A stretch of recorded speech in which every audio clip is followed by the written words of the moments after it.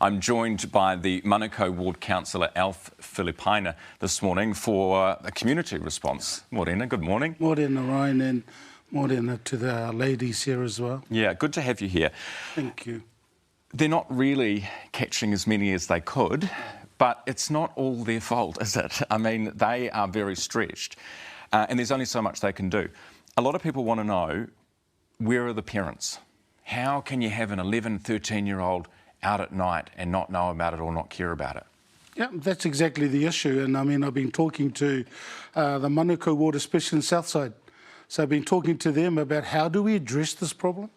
And one of the ways is, as you said, you've got not only the parents, you've got extended whānau ainga. So it's a matter of getting them together. But it's also a matter of early intervention, for want of a better term, with our young ones, saying, hey, this is not the pathway that you should be going. There's other alternatives, and I know I've been like a broken record around having youth workers on the street. Yeah. And this is something we've spoken about in the last few weeks. You know, there are long-term solutions that we absolutely need to look at. But when these kids get dropped off home, or I don't know if their parents pick them up, whatever, is it that the parents are not caring that their children have been out at night, or is it that they are furious but the children don't listen to their parents? Well, a lot of them don't listen to the parents, and then we have to have a look at the parents or the extended whānau ainga looking after them that have 2 or 3 jobs. They end up getting home. Not a lot of attention is centred on the children. There may be 5, 6 children, even if there's 2 or 3, but it's around having that time with their children and talking to them, not talking at them. So, you know, for the parents and the extended ainga, a lot of them are going to their grandparents as well. You know, and that's another issue that sort of comes into the whole mix. So on that basis, this problem is going to get worse before it gets better, because that situation's not changing anytime soon, is it? No, that the fact that you know, families are working 3 jobs, as you say, they may not have the time to be there and supervising children all the time.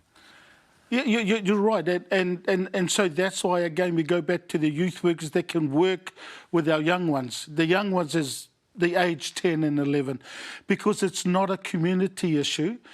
It's a government, it's a local government, it's now bringing in the community on the ground in the areas. It's our problem. And we just need to be working together. I acknowledge the police, I acknowledge Ministry of Social Development. I know a couple of years ago we ended up getting some money to put into Otara when we had the spate of firearms. They ended up putting money in to get at least 2 youth workers for 2 years. That money's run out. But to Mark at MSD, thank you, Mark, because I ended up talking to the... But the money's run out, so the youth workers are gone.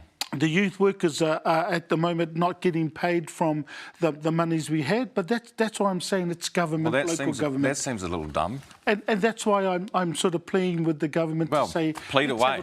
Yep, plead please. away. Please. Sounds like a no-brainer to me. Please have a talk to us again around South Auckland, but really around New Zealand. Yeah. Because I don't want to say it's South Auckland problem. No, and you're here because you've got a specific interest in this, but you're right, it's happening everywhere. It's happening in Papamoa, it's happening, we've had emails from Thames this morning, it's all over. Very quickly before we go, you've got shop owners in your area as well.